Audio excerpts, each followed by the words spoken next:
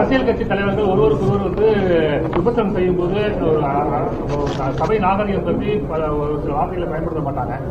இப்ப இருக்கிற கடந்த 3-4 ஆண்டுகளாக விமர்சனங்கள் பெயர்ல கடுமையான அரசியல் கட்சி தலைவர்களை கடும் விமர்சனங்களை உருவாக்குவது ஏற்றுக்கொள்ள அரசியலுக்கு நல்லதா?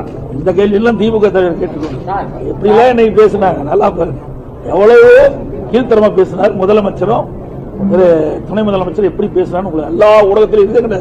நான் அப்படி யாரையும் பேசவே இல்லை. எந்த இடத்துலயுமே நான் மரியாதை குறிச்சா பேச மாட்டேன். எங்க ஒருமையில பேசுறேன் சொல்ல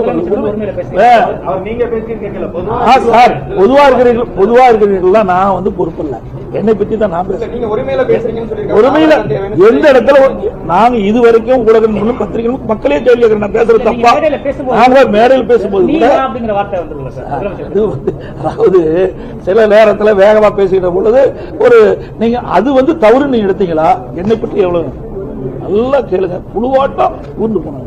இதான் பேசுறது. ஒரு முதலமைச்சரை புழுவாட்டம் நினைஞ்சு போறாங்க. இன்னொருத்தர் பேசுறாரு, வேண்டாம். உதயநிதி என்ன பேசுறாரு? உதயநிதி அவர்கள் என்ன பேசுறாங்க?